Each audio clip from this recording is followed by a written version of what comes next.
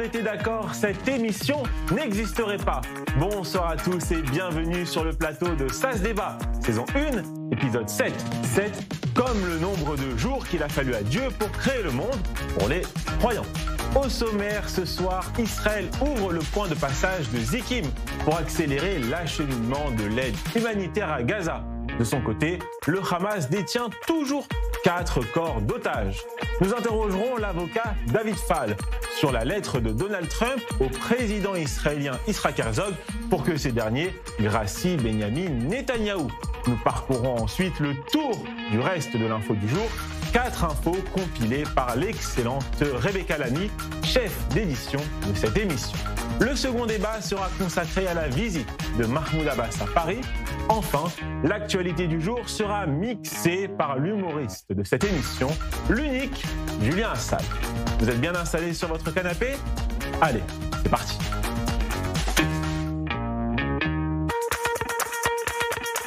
Ça se débat, épisode 7. 7 comme les 7 merveilles du monde et j'ai la chance d'en avoir 4 autour de la table ce soir. Bonsoir Amir Badran, comment allez-vous ? Bonsoir, ça va. Vous avez fait une rencontre ce matin dans le tramway de Tel Aviv. On va tout raconter là. Il faut raconter, allez-y. Qu'est-ce que vous avez raconté ? Non, on peut pas tout raconter, mais en tout cas, on peut dire quelque chose de très très sympa. Apparemment, il y a beaucoup de monde qui regarde I24, surtout la famille de Raphaël. Et puis, j'ai même croisé en même temps une ancienne collaboratrice de I24 qui s'appelle Debbie. Et je suis tout ravi, tout content. Et puis, Bon, on va raconter. Vous avez rencontré mes beaux-parents ce matin dans le tramway et vous avez aussi fait la rencontre de ma fille. Votre fille. Exactement. Voilà. Je voulais pas tout dévoiler, mais bon, là, vous avez tout lancé alors. J'ai pas de secret pour le public de cette émission. En face de vous, Nathanaël Slama. Comment allez-vous, Nathanaël ? Je vais bien, je vais mieux que depuis il y a 2 semaines, depuis qu'on a mis sous terre mon commandant Assaf Rahimi qui est enfin rentré à la maison. Mais il nous reste juste maintenant le devoir, son devoir de rester bon comme lui il a été, à nous d'être aussi valeureux que lui. Assaf, Toda chez Khazar Tabaïta, Tov chez Khazar Tabaïta, et j'ai mon cœur qui est encore plus léger, encore après l'enterrement aussi de Hadar Goldin. Je suis donc heureux, content d'être là. Et j'espère pouvoir aussi rencontrer votre belle famille un jour, pourquoi pas ? Et pourquoi pas, venez à la maison, avec plaisir. Un mercredi de plus pour notre plus grand plaisir en compagnie de Rachel Bourlier. Bonsoir Rachel, comment allez-vous ? Je suis très heureuse de vous retrouver comme chaque mercredi. Et à vos côtés, Thomas Guénolé fait son grand retour dans l'émission. Bonsoir Thomas, heureux de vous retrouver. Nous parlerons de votre actualité dans la seconde partie de l'émission. C'est le moment de découvrir... Avec plaisir, cher Raphaël. C'est le moment de découvrir quels débatteurs ont gagné les face-à-face de l'émission d'hier. À la question « Mahmoud Abbas à l'Élysée, Emmanuel Macron fait-il avancer la paix au Proche-Orient ?» Vous êtes d'accord à 98% avec Marc Warnod. Et à la question « La ligne jaune doit-elle être la nouvelle frontière entre Israël et la bande de Gaza ?» Vous êtes d'accord à 63% avec Caroline Portes. Un match un peu plus serré, on va dire, que le match précédent.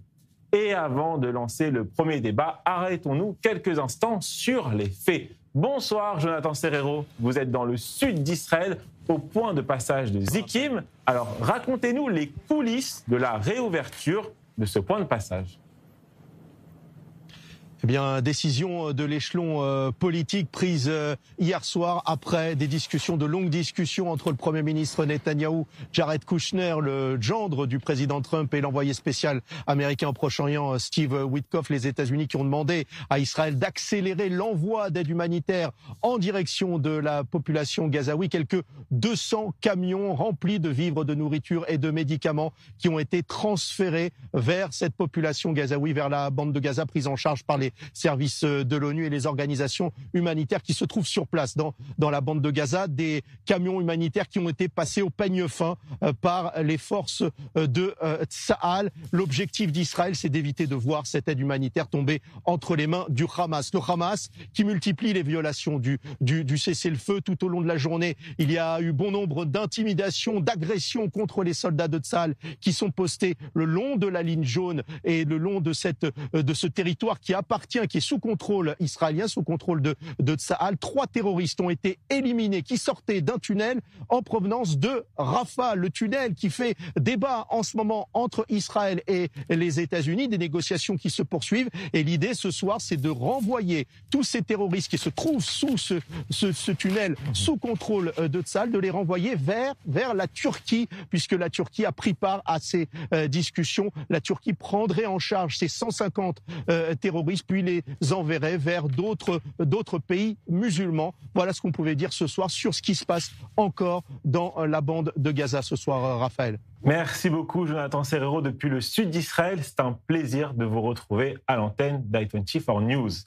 Le rappel des faits a été effectué à l'instant par Jonathan Serrero, qui pose les bases de ce débat. Les présentations sont faites, les résultats de la veille sont communiqués. Passons maintenant au premier débat de l'émission. Nous avons posé la question suivante à nos débatteurs. Ouverture du point de passage de Zikim. Israël est-il trop gentil avec le Hamas? Et 2 débatteurs ne seront jamais d'accord sur ce sujet. Ça se débat, saison 1, épisode 7, face à face. 1, c'est parti.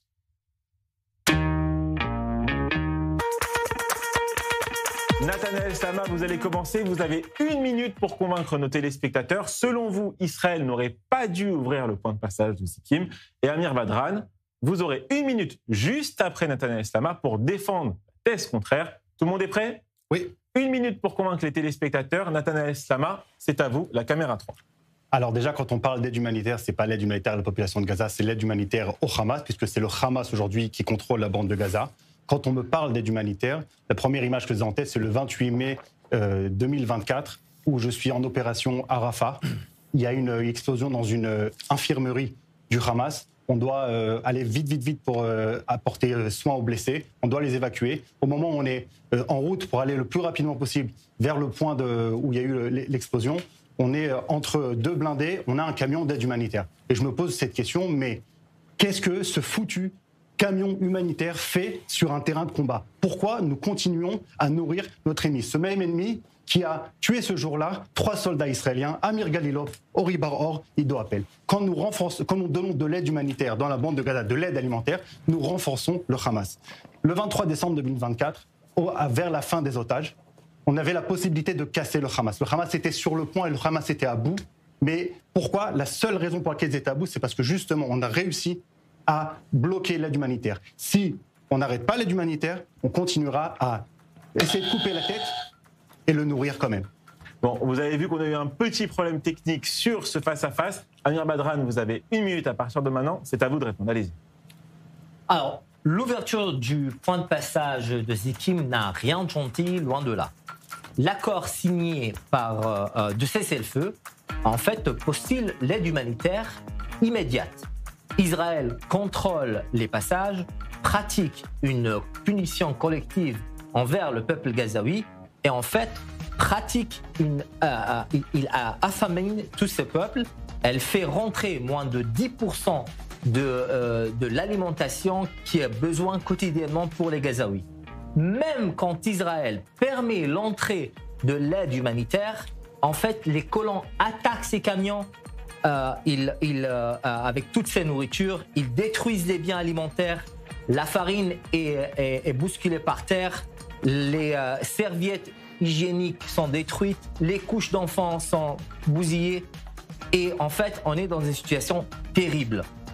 Je vous rappelle que ces attaques ne sont pas des attaques ou des actions sporadiques ni individuelles et en fait, il s'agit d'une pratique systématique que les colons ne sont jamais tenus responsables. Merci beaucoup Amir Badran.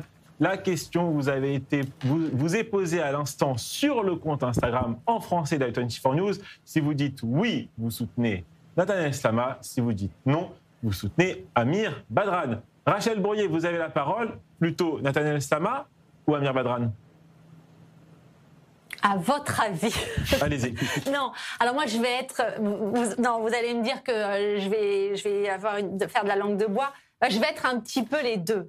Moi, je vais vous dire que, bien évidemment, il faut laisser passer cette aide humanitaire, mais Israël a raison de surveiller ces camions, parce que ce qui compte, c'est la sécurité avant tout. Donc, je vais rejoindre un peu plus Nathanaël Slama, bien évidemment. Thomas Guénolé, on vous écoute sur ce sujet. Est-ce que vous saluez le fait qu'Israël ait ouvert le passage de Zikim aujourd'hui ? Oui, et le simple fait d'être contre l'ouverture des points de passage pour laisser passer l'aide humanitaire, pour moi, c'est soit être dans la folie furieuse, soit être un authentique psychopathe ou alors un sadique. Parce que, selon l'OMS, 1/4 de la population de Gaza souffre de famine maintenant. Pourquoi ? Parce que Netanyahou ne laisse entrer que 40% des camions humanitaires nécessaires, contrairement à l'accord de paix qu'il a signé. Donc si on a de l'honneur, on respecte l'accord qu'on a signé. C'est donc une famine qui est provoquée encore aujourd'hui. La famine. Et je vous rappelle qu'en droit international, provoquer une famine en ne laissant pas rentrer suffisamment de nourriture, c'est un crime contre l'humanité, qui est passible de la prison à vie, c'est pas moi qui le dis, c'est le statut de Rome de la Cour pénale internationale, passible de la prison à vie depuis les soldats qui ne laissent pas passer les camions humanitaires, jusqu'à toute la chaîne de commandement, jusqu'à Netanyahou en personne. Donc on est en train de parler d'un crime de guerre, concrètement. Et je trouve je trouve complètement délirant qu'on puisse poser la question, est-ce qu'Israël est assez gentil ? Il y a des gens qui sont en train de crever de faim. Un quart. Excusez-moi.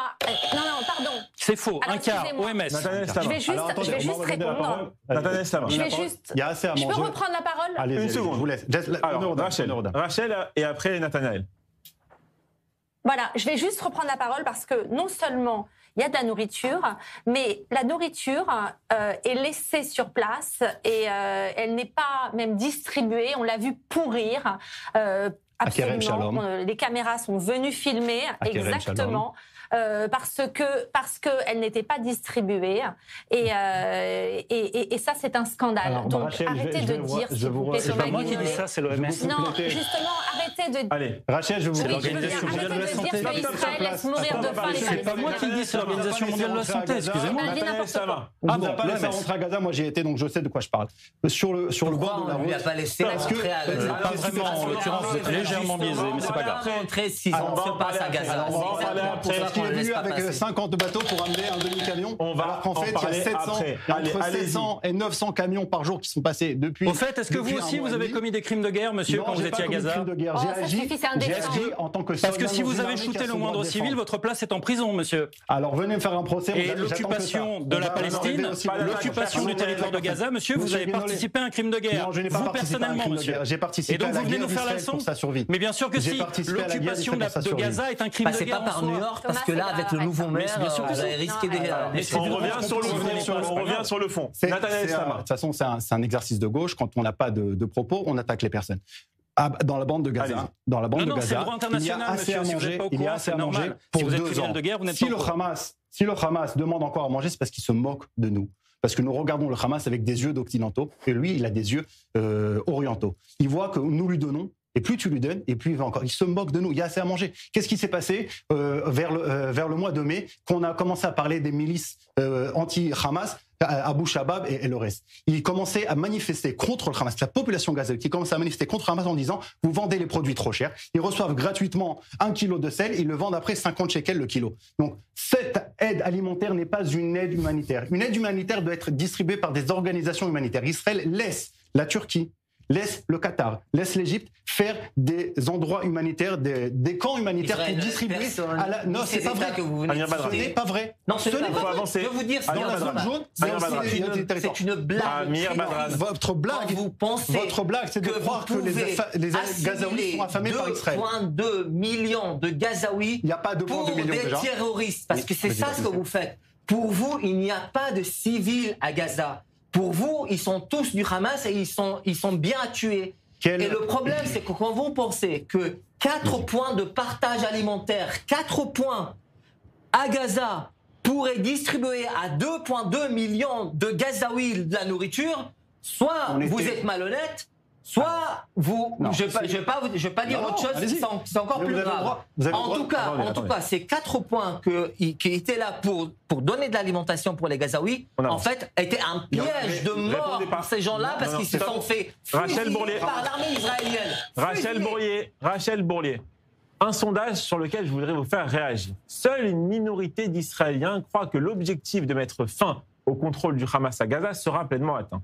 Un quart des Israéliens, 25%, pensent que le Hamas continuera de gouverner Gaza et 31% estiment qu'il y jouera un rôle important.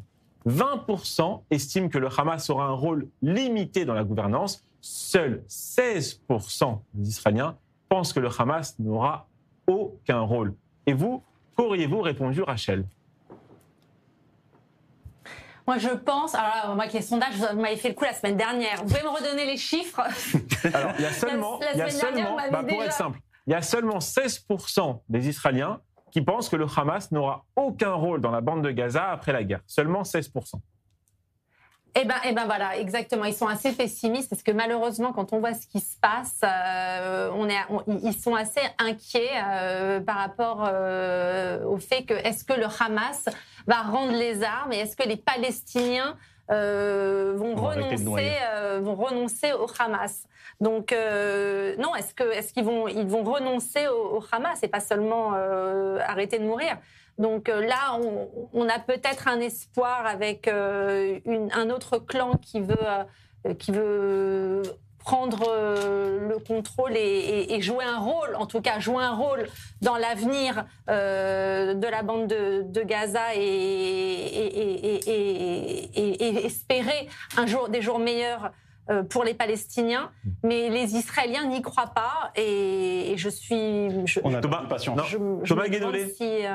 Thomas Guénolé, je vous laisse le mot de la fin sur ce sujet, tout en précisant que selon le bureau des médias à Gaza, une institution contrôlée par le Hamas, seul le chiffre que le Hamas donne, seul 30% de l'aide humanitaire prévue est arrivé dans l'enclave, environ 190 camions entrent chaque jour dans la bande de Gaza, alors que l'accord prévoyait le passage de 600 poids lourds, c'est ce que dit le Hamas.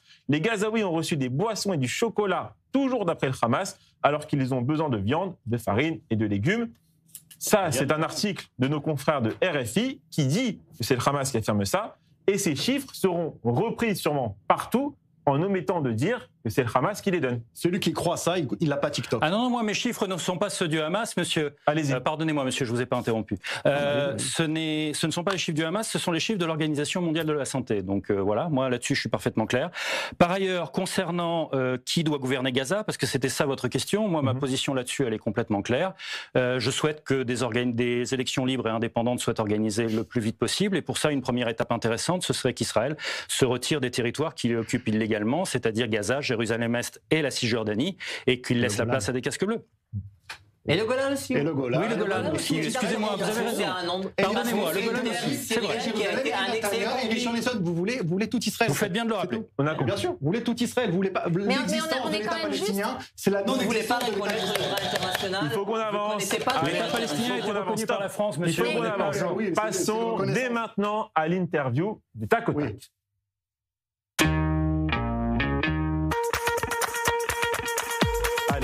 Redescendre un peu en température, quoique 5 ans après le début de son procès et après plusieurs mois d'interrogatoire, le Premier ministre Benyamin Netanyahou devrait être gracié par le président Yitzhak Herzog, a écrit le président américain Donald Trump dans une lettre adressée à ce dernier mercredi. Il écrit « Il est temps de permettre à Bibi de rassembler Israël en le graciant et en mettant fin une fois pour toutes à cette guerre judiciaire ». Et pour en parler, nous accueillons l'avocat David Fall. Bonsoir, maître Fall. Bonsoir. Première question concernant cette affaire. Le président israélien peut-il gracier un justiciable qui n'a pas encore été condamné ? Bon, alors, si vous me permettez, on va essayer de définir un peu plus ce qui a été dit. Ok. Il est vrai que depuis quelques jours, on assiste, en fin de compte, à un effet médiatique, et on parle beaucoup de grâce présidentielle. Alors c'est vrai que c'est sous l'initiative du président Trump. Je suis sûr qu'il est animé de très très bonnes intentions. Cependant, il faut quand même revenir un peu à la réalité. La réalité, c'est que au jour d'aujourd'hui, en Israël, une grâce présidentielle implique totalement qu'il y ait tout d'abord l'établissement de la culpabilité. Alors ça veut dire quoi ? Ça veut dire que le président Herzog ne peut pas se saisir tout seul. Ça, c'est une première des choses. La deuxième des choses, c'est qu'il faut que Netanyahou, pour qu'il y ait cette grâce, capitule, reconnaisse les faits, soit reconnu coupable, donc, et inculpé. Une fois qu'il sera inculpé, il faudra donc il sera bien sûr condamné, et il faudra qu'il fasse une demande au président de l'État d'Israël pour avoir une grâce. Celui-ci pourra, à son tour, examiner la demande qui aurait été faite par Netanyahou. Une fois, on voit un peu l'absurde de la situation, et il étudiera. Il peut le gracier totalement, il peut le gracier partiellement, et il peut aussi ne pas le gracier du tout. Maintenant, pendant cette procédure d'étude de demande de grâce, si d'aventure Netanyahou choisissait ce chemin, donc cette procédure, il y a bien évidemment une possibilité de s'opposer à ce que le président de la nation octroie une grâce à M. Netanyahou. Alors toute personne en opposition et va rentrer dans une procédure qui va prendre beaucoup de temps. Maintenant, non seulement il peut y avoir une opposition avant la grâce, si d'aventure le président Herzog donnait une grâce à Bibi Netanyahou, une fois que tout ce que je vous ai dit a été réalisé, il y a encore une possibilité de s'opposer après la grâce et déposer des oppositions devant, je vous le donne en mille, le Bagatz, donc la Cour suprême israélienne, et en fin de compte, c'est le serpent qui se mord la queue, puisque c'est encore le Bagatz qui va décider ce qui se passe avec le devenir de Netanyahou. Donc, sans faire de politique du tout, il faut quand même, avant de parler de tout ça, il y a un engouement en ce moment depuis 24-48 heures sur cette idée de grâce, comme si c'était la solution à tous les problèmes du pays. Il faut d'abord envisager que M. Netanyahou reconnaisse ce qu'on lui reproche, qu'il soit condamné, qu'il fasse une démarche, que le président accepte, qu'on passe toute la procédure des oppositions et que ensuite le Bagatz, en fin de course, valide aussi. Donc, je pense que c'est pas demain la veille que cette procédure va être enclenchée. Merci, M. Trump, d'avoir des bonnes idées pour essayer de faire baisser la pression à l'image de ce qui se passe sur votre antenne, sur votre plateau, mais il faut quand même rester dans la réalité. Merci beaucoup, Maître Fall, d'avoir répondu à ma question. C'était parfaitement résumé. Je pense que nos téléspectateurs ont tout compris. Merci à vous et on vous retrouve très vite sur Eternity4 News. Alors, un autre avocat en plateau, on aurait pu interroger aussi sur ce dossier, mais pourquoi cette grâce est-elle si importante pour Netanyahou si lui-même il se sait innocent et qu'il n'imagine pas donc qu'il sera condamné? D'abord, c'est pas la première fois que cette intention de, comment tu dis, donner la grâce, faire la grâce. De gracier. De gracier. Ça a commencé avec le discours de Trump à la Knesset. Et ce discours-là, c'était pas vraiment une gaffe ou un truc improvisé qui a été fait par Trump. C'était quelque chose de très bien calculé et planifié à l'avance. Deuxièmement, ce deuxième acte, cette fois-ci, aujourd'hui, qu'on a entendu parler de cette demande de grâce, c'est une fois de plus pour essayer de mettre ça maintenant dans un plus large contexte pour que l'opinion publique puisse savoir que même le président des États-Unis s'intéresse à ça. Je veux dire que c'est de l'ingérence totale dans ce qui se passe dans un autre pays. Et c'est quelque chose de complètement faux et inacceptable. Je rejoins M. Badran sur la volonté d'indépendance de l'État d'Israël dans sa justice. C'est à Israël de décider sa justice. Maintenant, on a peut-être une idée qu'on pourrait prendre de la France, de savoir d'une l'immunité parlementaire ou l'immunité de la personne en poste. On a vu Nicolas Sarkozy rentrer et sortir de prison ces derniers jours, alors qu'on lui accusait de faits qui étaient lorsqu'il était président de la République. Il y a un principe qui devrait être respecté en Israël, je pense. Quand quelqu'un est au pouvoir, quand quelqu'un a les commandes, tant qu'il n'y a pas un danger imminent pour la nation, il faut laisser les gens gouverner. Et après... c'est pas la loi en Israël, c'est la loi en France, c'est pas le cas en Israël. Oui, on devrait s'inspirer de ça. On devrait s'inspirer, mais pour l'instant, il y a une loi. Ce qui se passe, c'est que le tribunal décide de faire tomber Netanyahou. Ils ont monté des dossiers en toutes pièces pour arriver justement à un accord, on dit ça, Iskat Tiunim, où justement Netanyahou... avoue quelques faits alors qu'il ne les aurait pas fait, pour pouvoir qu'on lui dise après, bon, tu sais quoi maintenant, descendre la scène politique. Ça fait 30 ans qu'ils n'arrivent pas à faire descendre Netanyahou la scène politique, ils ont essayé de le faire par le moyen judiciaire. On voit aujourd'hui que justement, il n'y a aucun intérêt à arrêter ce procès, parce qu'on voit que jour après jour, minute après minute, toutes ces accusations-là tombent comme un château de cartes. Mais rien du tout. Dites ça fondé sur quoi? Fondé sur les témoignages des gens qui ont fait les enquêtes. Témoignages? Le témoignage des enquêtes. Quel témoignage? Vous regardez un peu le tribunal et vous avez vos témoignages à vous seul? Le meilleur indice, c'est de savoir combien est-ce que les chaînes de télévision israéliennes en parlent. Moins on en parle, et plus le dossier devient ridicule. Okay. Ce sont les indices des médias israéliens qui font tomber la... Mais c'est juste on voit que si quelqu'un regarde mieux le dossier, il comprend que c'est monté de toutes pièces. Il est l'heure de marquer une courte page de pub. On se retrouve tout de suite sur la 24 News et on parlera de l'actualité d'un de nos invités, Thomas Guénolé. A tout de suite sur la 24 News.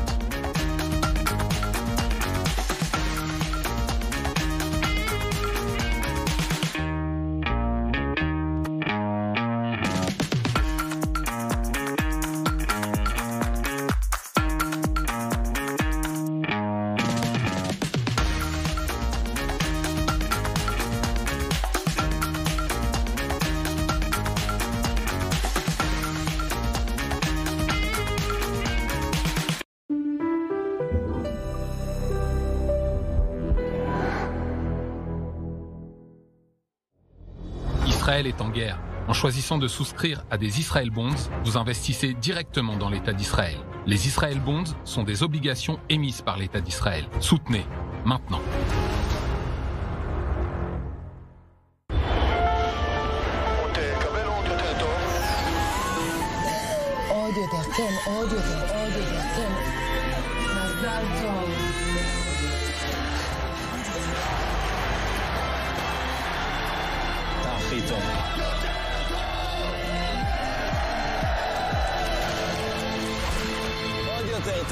אלבר, רק את הטוב!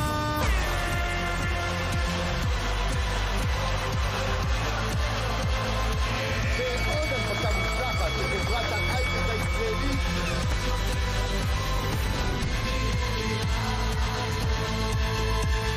אולי תהיה יותר טוב משהו. גבירותיי ורבותיי, נחתנו זה עתה בזמן התעופה בן גוריון. ברוכים הבאים לישראל. Israël est fort et en pleine croissance. Maintenant, plus que jamais, c'est le moment de faire son alia.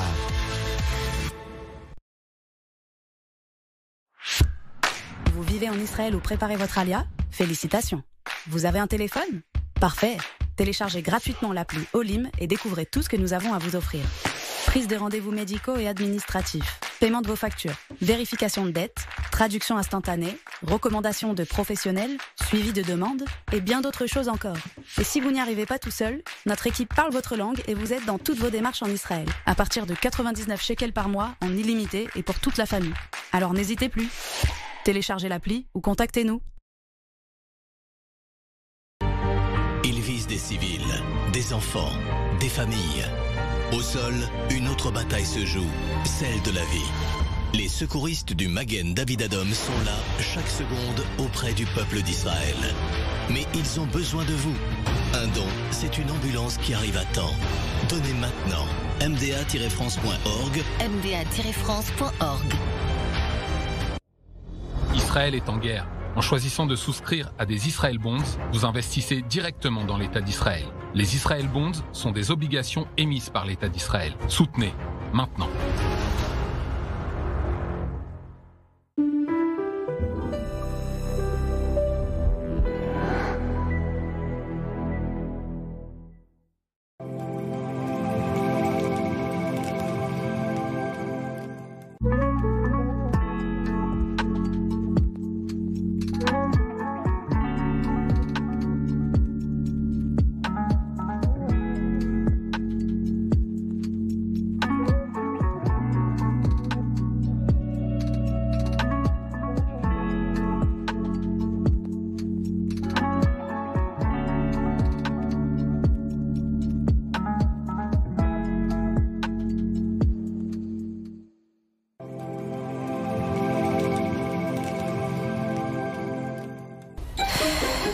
J'en ai marre de ces interviews. Tout est trop attendu, trop calibré, vous comprenez? Allergie au politiquement correct. Stade avancé. Et si on osait tout dire? On essaye. Confidence, c'est un moment hors du temps. Des figures inspirantes, publiques ou plus discrètes, nous racontent leurs rêves, leurs blessures, leurs vérités. Confidence avec Nathalie Nagar.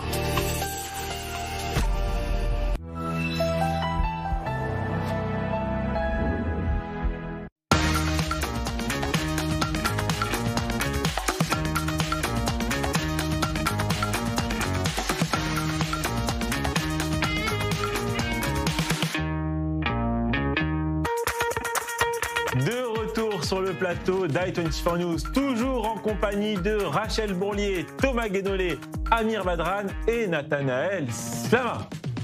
Nathanaël Slama qui accompagne son nom de la main, Nathanaël Slama. Exactement. Je vous propose maintenant de faire le tour du reste de l'info.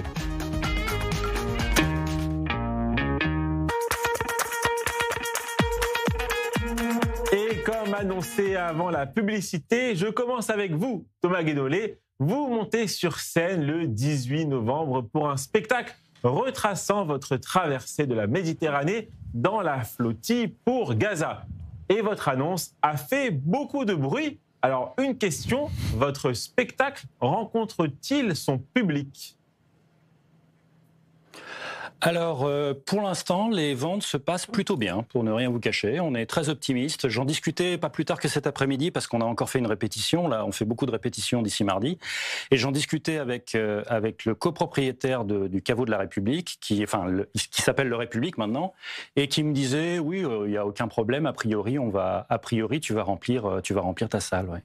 Donc, ce qui, moi, me rassure, parce que je suis un novice en la matière. Monter sur les planches, c'est assez loin de mes activités initiales de professeur de relations internationales. Mais ça me paraissait très important de raconter cette aventure humaine extraordinaire qui a été de traverser la mer tous ensemble pour essayer de briser pacifiquement le blocus sur Gaza. Et puis, de raconter ce qu'on a vu et vécu au camp de Ketziot. Rachel Bourlier, vous vouliez interpeller Thomas Guénolé à ce sujet. On vous écoute.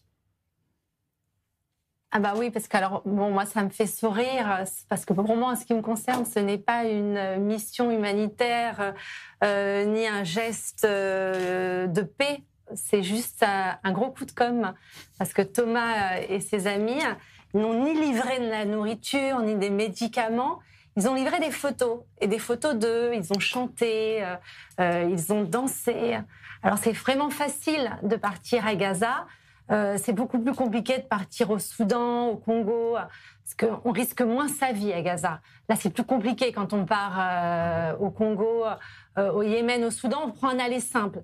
Alors, c'est pas très courageux, je trouve, malheureusement, de partir à Gaza. Et c'est plus un acte, en ce qui me concerne, c'est plus, je l'ai noté pour vraiment être sûr, pour que les téléspectateurs qui nous écoutent voient, je suis même un peu en colère, parce que alors, je l'aime bien dans la vie, Thomas Guénolé, il le sait, et là, je suis en colère quand je le vois sur scène, parce que j'ai l'impression que c'est vraiment de la com'. Alors, je le prends comme, c'est pas du confort, c'est du courage, plutôt du confort militant, c'est pas même c'est plutôt un acte politique un peu cheap de faire ça, parce qu'on gagne des likes en criant le mot Israël sur les réseaux sociaux, et je trouve que, tu vois, c'est même au nom de la République française, Rachel. Tu pourrais plus facilement, je conclue rapidement, oui. Pour la France, il y a des gens qui ont faim. En France, il y a des retraités qui ont besoin aussi qu'on les aide. Donc, tu pourrais le faire. Et puis, c'est une insulte même pour les Israéliens et pour les qui sont en Israël. Je suis sûre qu'Amir Badran aide les Palestiniens. En Israël, il y a des associations qui le font. Donc, sincèrement, Rachel, tu pourrais je voulais dire ce que tu es en train de faire, aider ce qui se passe en France. Et on a en plateau Amir Badran qui, lui, de son côté, avait organisé une manifestation à Yafo en soutien à la flottille et en soutien à Thomas Guénolé. Exactement, et j'en suis très fier. Merci Amir, merci beaucoup. Je suis très fier de Thomas, je crois que c'est quelqu'un de très très courageux, et c'est très important l'acte qui a été fait de la flottille de la part de plus de 40 pays. Et Rachel, je suis désolé, mais vous venez de dire des choses qui n'ont rien à voir avec la réalité et la vérité. quand vous dites que à Gaza c'est pas très dangereux, il vaut mieux aller quelque part d'autre. Alors je vous dis que d'abord à Gaza il y a plus de 60 000 personnes qui sont mortes et je crois que les chiffres vont continuer à augmenter. Que l'épisode et l'expérience de la Marmara. Non, je dis que c'est pas dangereux pour eux. L'épisode de la Marmara, je vous rappelle qu'il était là avant de 10 ans. Il y a eu des morts concernant les gens qui étaient sur la Marmara, qui voulaient justement briser le boycott qu'Israël faisait sur Gaza. Et aujourd'hui même, la situation n'a pas changé. Donc, pour moi, Thomas, comme tous les autres qui étaient sur cette flottille, ce sont des gens courageux qui ont une bonne cause et que c'est important de les soutenir. Mais Amir Badran, stop.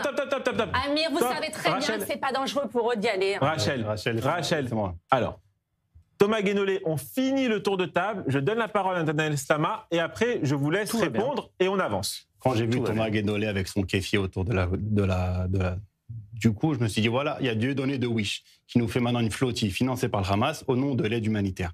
C'est du no Jews, no news.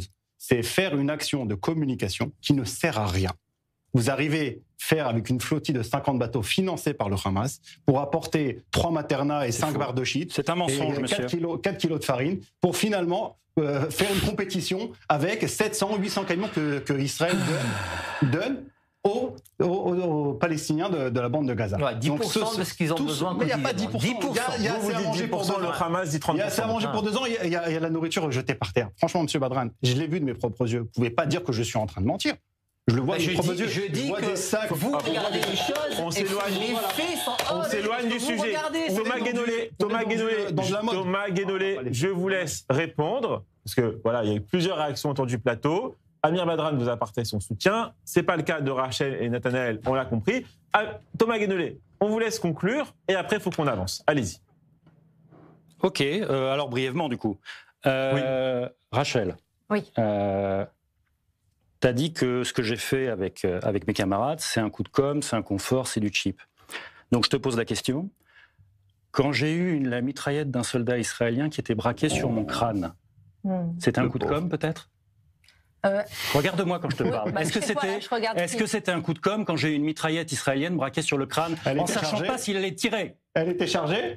Oui, évidemment, bourre de con. Évidemment qu'elle était chargée. Vous croyez où ? Mais enfin, réveillez-vous. Mais réveillez-vous. Je me suis fait casser la gueule sur le quai d'Ashdod, imbécile. Ah, pourquoi ? Je me suis fait casser la gueule sur le quai d'Ashdod. Vous êtes parti en tant que combattant de la résistance. Au combat, il y a des dégâts. Réveillez-vous, Nathanaël. Vous avez pris la volonté de faire un combat. Vous êtes en train de menacer. On a été entassés dans une cage, comme pour des animaux. Et toi, tu viens me dire, c'est un coup comme des animaux actifs. Je ne crois pas. Ok, je me casse. Salut. Non.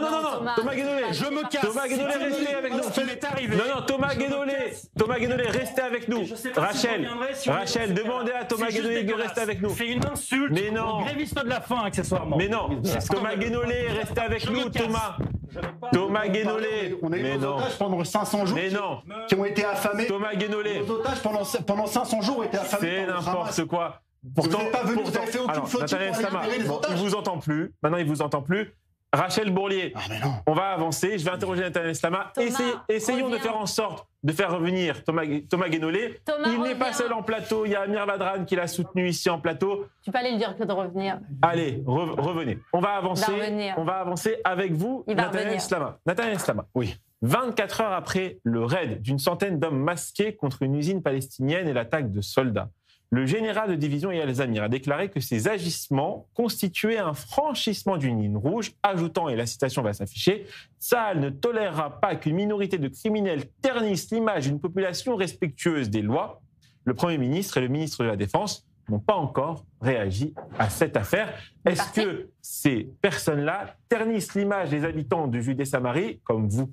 Ternissent l'image de tout le peuple juif. Maintenant, moi, j'ai fait très attention quand je suis juif et que je parle d'un autre juif, parce que dans notre histoire, on sait très bien que c'est très facile d'aller voir le paritz, comme on dit en français, le gouverneur, et aller dénoncer les juifs. Nous, on évite de dénoncer. Maintenant, c'est vrai que c'est quelque chose qu'il faut régler. C'est un problème qui est un vrai problème parmi nous. Maintenant, la différence entre ces jeunes-là et les jeunes terroristes qui viennent de Shrem ou de Ramallah, c'est que ces terroristes de Shrem et de Ramallah, quand ils font des actes terroristes, ils ont après leurs photos dans tous les magasins et sur toutes les maisons.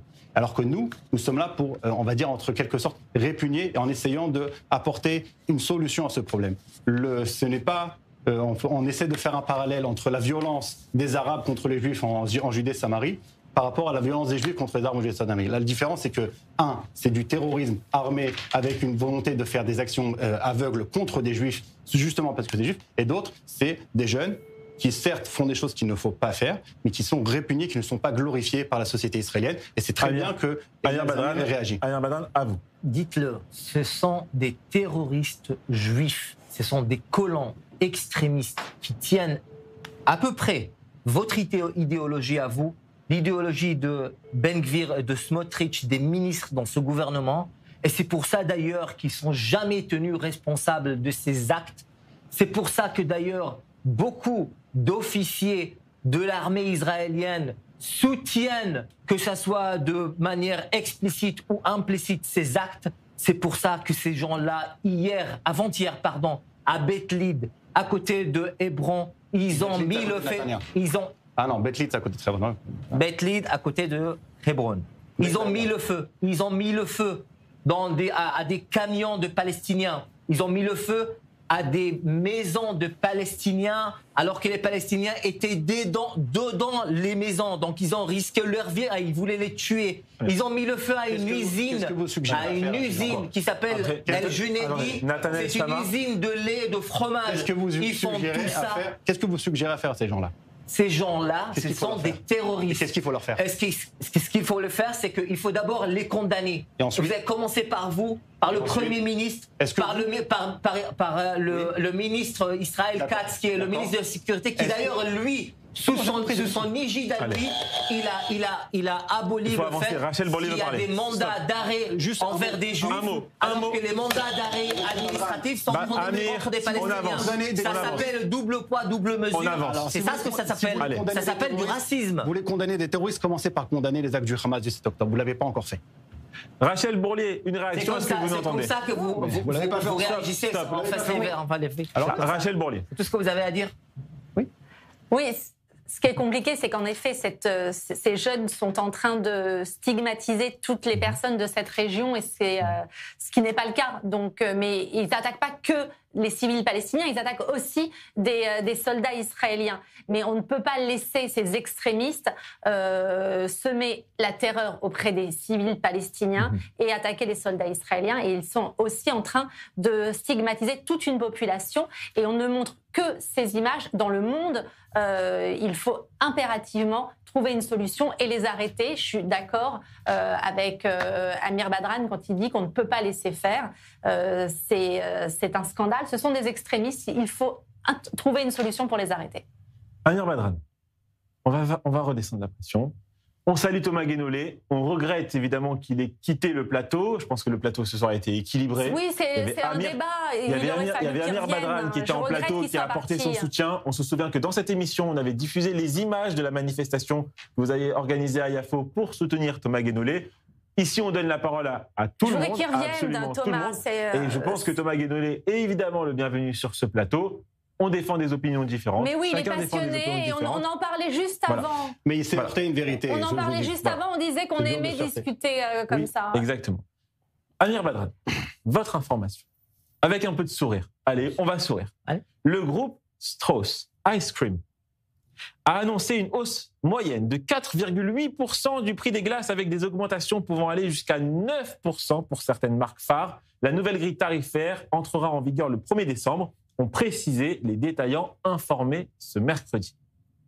Alors, je vois Amir Badran se décomposer. Il ne sait absolument pas quoi. Alors, c'est une blague, mais en vérité, on rigole, mais on rigole un peu jaune.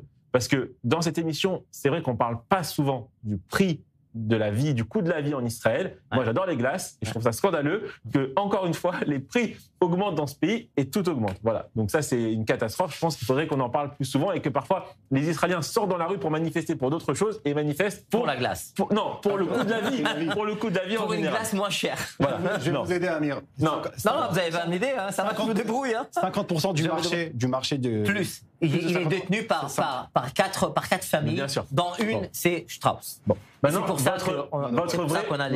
vraie information. La vraie information. Parce que ça, c'est la fausse information. Même si c'est une vraie information. Mais ce n'était pas votre information. Le ministre de la Défense, Israël Katz, a annoncé ce mercredi qu'il soumettra prochainement au gouvernement un projet de résolution visant à fermer la radio militaire Galei Tzahal. Les émissions devraient cesser au plus tard le 1er mars 2026. Amir Badran, une réaction rapide. Ça a été fait aujourd'hui. Aujourd'hui, on a parlé de ça. La radio Galei Tzahal se trouve à Jaffa, pas très loin d'ici, pas très loin d'ici. Rehov Dror. Oui, exactement. Et en fait, ça fait des années qu'on parle. Et la vraie raison, c'est pas que la radio israélienne de l'armée, c'est une radio vraiment très très objective et qui a des informations qui sont absolument à tenir, mais en même temps, c'est une radio qui oppose, qui fait face au gouvernement, qui fait face à Netanyahou. Donc vous êtes contre. Vous êtes contre la fermeture?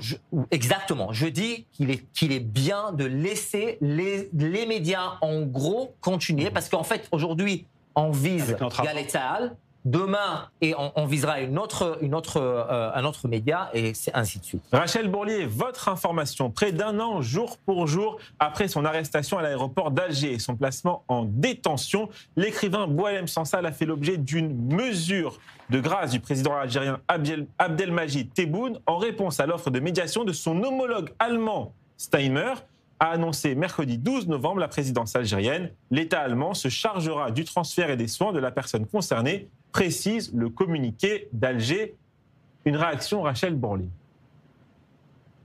C'est une excellente nouvelle, c'est magnifique. Alors oui, certains, on peut entendre des voix dire que c'est triste que la France ne soit pas la voie qui ait réussi à obtenir le retour de Boualem Sansal. Mais c'est pas le sujet. Il est de retour, bien évidemment, c'est ça qui est important.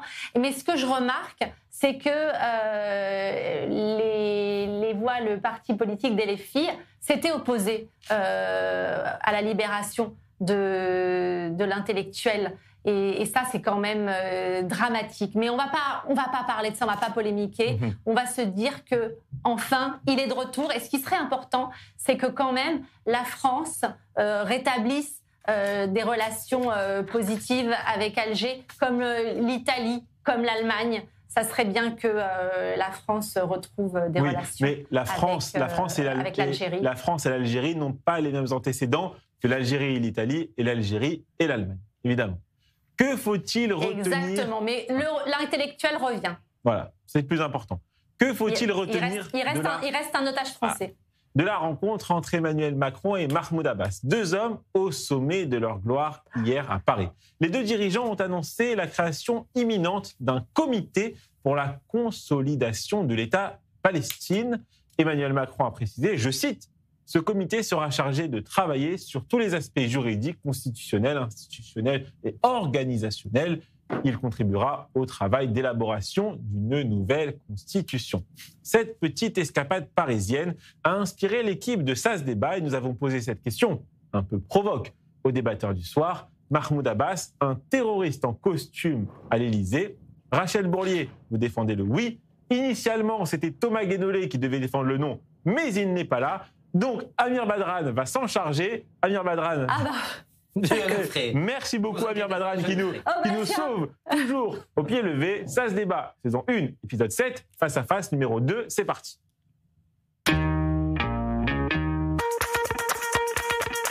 Ça va être simple, vous avez juste qu'à contrer tout ce que dit Rachel. Voilà. Rachel, vous avez la main. Une minute pour convaincre nos téléspectateurs. Amir, vous enchaînez juste après. Tout le monde est prêt ? Allez, n'oubliez pas, vous avez une minute pour convaincre. Rachel, c'est à vous. Et ensuite, la question sera posée sur Instagram. C'est parti. Alors, je ne comprends pas que le président Macron ait reçu Mahmoud Abbas à l'Élysée, tout simplement parce que ce n'est pas un partenaire de paix, selon moi. Il est à la tête de l'autorité palestinienne depuis 2006. Nous sommes en 2025. Alors quand on parle de démocratie pour le peuple palestinien, on fait le calcul. Et il vit dans le luxe. Il a son propre jet privé. De l'argent qui, je pense, est détourné depuis l'Union européenne. Quand on parle justement tout à l'heure, de problèmes d'argent pour les Palestiniens, eh bien, on fait le calcul et puis on sait très bien qu'il a un modèle, son prédécesseur, Yasser Arafat. Et surtout, il a les mains sales puisqu'il donne eh bien, des primes aux assassins, ceux qui tuent eh bien, des Israéliens, touchent de l'argent. C'est un scandale. Ce n'est pas les valeurs de la République, les valeurs de la France. Et quand on voit la thèse, juste pour le petit bonus qu'il a faite, sa thèse, eh bien, c'était sur les négationnistes. C'est pour moi, il ne tient pas une Kalachnikov, mais c'est un terroriste en costume. Alors, dire que Mahmoud Abbas est un terroriste en costume, c'est vraiment ne rien comprendre, ne rien savoir ni à la personne de Mahmoud Abbas, ni à la situation dans laquelle on se trouve géopolitiquement. Je veux vous dire que moi, j'ai eu la chance de rencontrer Mahmoud Abbas 2 fois. Je connais son entourage, pas tout vraiment, mais je connais très bien l'idéologie et la main qu'il est en train de tendre pendant des longues années, justement pour arriver à établir une paix avec les Israéliens. C'est-à-dire que Mahmoud Abbas, qui est le représentant légitime des Palestiniens, a toujours été là pour être en coordination avec le gouvernement israélien, avec les services de sécurité israéliennes, et que d'ailleurs, il en paye le prix vis-à-vis de son propre peuple qui lui dénonce d'être plus aux côtés des Israéliens que des Palestiniens. Je voulais juste dire... Une minute. Mais qu'est-ce qu'il est fort, Samir Badran. Il avait tout prévu, en fait. Il avait prévu peut-être même, il avait préparé à l'avance. Je vous ai vu rigoler pendant ce débat. Il savait qu'il allait partir, Thomas, en fait. Parce que en fait, Mahmoud Abbas continue à payer des salaires aux terroristes qui ont, selon le nombre de morts qu'ils ont fait dans leur attentat, selon le nombre d'années qu'ils ont passé en prison. Donc ça, c'est un partenaire de paix. Faites la paix avec lui, mais pas avec moi. Et surtout, vous faites la paix avec vos ennemis. Vous faites la paix, vous faites pas la paix avec vos amis. D'abord que mon ennemi, il arrête de faire motiver ses enfants pour aller venir m'assassiner. Mais regardez le cours de l'histoire. Regardez un peu. Deuxièmement, les autres pays, comment ça se passe. Soutenu par son peuple. Si demain il y a des élections en Judée-Samarie, c'est le Hamas qui passe à 90%. Et les campagnes électorales du Hamas, c'est pas des affiches sur les murs, c'est des autres soldats de l'autre parti qui passent par-dessus. C'est justement parce qu'il a été affaibli par le gouvernement israélien. C'est parce que le Hamas a pu rentrer Est-ce que vous avez l'argent? Parce qu'il y a la création prochaine d'un comité pour élaborer la constitution, d'après la France, du futur État de Palestine que la France a reconnu. Est-ce que vous avez des articles à suggérer pour cette constitution? Eh ben, qu'ils aillent faire ce pays-là en Jordanie. Après les accords de San Remo, l'État palestinien arabe était seulement du côté est du Jourdain. Tout simplement. Rachel Bourlier. Comme Israël devait être à la place de l'Ouganda. Écoutez, arrêtez ces aberrations. On est là, on vit ensemble, on vit sur cette terre-là. Il y a de la place pour tout le monde. Il faut tendre la main pour la paix. Il faut savoir qu'il y aura la création de 2 États, l'un à côté de l'autre. Le problème, c'est que cette paix-là, on ne peut pas vivre dans la négation de l'autre. On ne peut pas le faire ça. La main qui serait là, il y a 20 secondes. C'est fini par un 7 octobre autour de la bande de Gaza. Justement, on donnait un espoir politique et on finit par au peuple palestinien. On évitera un autre 7 octobre. On avance. Rachel Bourlier, je suis désolé de ce qui s'est passé avec Thomas Guénolé. J'espère qu'il reviendra très vite sur le plateau d'I24 News.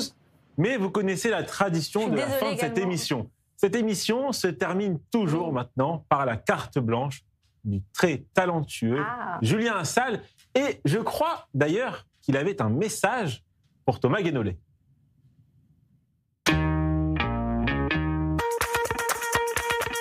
Salut Raphaël, salut tout le monde. Oh là là, comment je suis content ce soir. Je suis trop content. Et vous savez pourquoi? Parce qu'il y a Thomas Guénolé en plateau. Quel kiff! Les dernières, j'ai vu toutes ces émissions à TPMP. Et à chaque fois que Thomas prenait la parole, j'étais tendu. Ça me tendait. Ça revient d'ailleurs, là voilà. À chaque fois, tout ce qu'il disait, ça me... Je parlais tout seul à ma télé. Combien de fois j'ai dit le prénom Thomas? Ma mère, elle comprenait pas. À force, elle a cru que j'avais un petit copain. Du coup, j'ai expliqué, maman, t'inquiète pas, j'aime les filles. Bon, après, j'aurais pu aimer les garçons, on a le droit d'aimer les garçons, j'aurais pu, mais c'est pas du tout le sujet de ce soir. Bref, Thomas, ce soir, je vais te parler, tu vas m'écouter, et ça, c'est un plaisir. Voilà. Sinon, petite parenthèse, ce soir, on a Raphaël et Thomas. 2 individus, sans un poil sur le caillou, sur le même plateau, au même moment. C'est une première dans le monde de la télé, tout simplement. Sinon, restons sérieux, s'il vous plaît. On sait qu'Israël vient d'annoncer l'ouverture d'un point de passage permanent au nord de la bande de Gaza pour l'aide humanitaire. Bah c'est fini, la croisière s'amuse. Pas vrai, Rachel? Ce qui est une mauvaise nouvelle pour toi. Pas vrai, Thomas Guénolé? D'ailleurs, Thomas, j'ai vu que tu avais réservé ta place sur la flottille et je sais pourquoi. Hein. S'imaginer naviguer à côté d'une jeune femme suédoise, blonde, yeux bleus, 1m80, avec en fond la musique du groupe ABBA, et bah ça fait rêver. Et au final, quelle déception! T'as vu qui? Greta, 1m50, accompagnée de sa BFF Rima Hassan. Bon, en vrai, tu sais quoi, Thomas? Aucun regret. Les Suédoises, elles kiffent les bruns. Par contre, moi, j'ai beaucoup de regrets. Bon, sinon, à part ça, j'ai une question. Est-ce que toutes ces personnes investies dans ce projet, elles vont passer leur permis poids lourd pour conduire les camions approvisionnés vers la bande de Gaza? Bah, j'attends ta réponse, Thomas, en plateau. Et sinon, Thomas, dernière chose. Tu vois combien de fois je répète ton nom encore? Ma mère ne va plus me croire. Mais Thomas, je sais pas ce que t'en penses. Rachel, elle est blonde aussi et bien plus grande que Greta. En plus, elle a un bon carnet d'adresses. Pour produire ton spectacle et remplir des salles. Ça peut être pas mal, non? Et moi, je peux faire ta première partie ou pas? Cette chronique-là, tu la valides si je la fais? Bah, tu me diras en plateau. Et en plus de ça, il termine sa carte blanche avec la musique d'Abba. Qu'est-ce qu'il est talentueux, ce petit Julien Assal. Oui, en plus, il a mis une cravate bleue, c'est pour ça. Mais oui. C'est parce qu'il a mis une cravate bleue. C'est dommage, ça a été raté. Il n'était pas là. Il n'était pas là. Il est mort. Nathalie Sama est mort de rire. Thomas, il fait la tête. Hein. Bah, c'est dommage. Vous savez, il s'est confronté à une réalité. Cette flottille-là, c'est vraiment comment on s'en est moqué nous en Israël. C'est fini. On s'en est moqué en Israël. Stop. Vraiment, ça sert à rien. C'est fini. Et moi, j'ai reçu un message de Julien qui m'envoie: je pleure parce qu'il n'y a pas Thomas.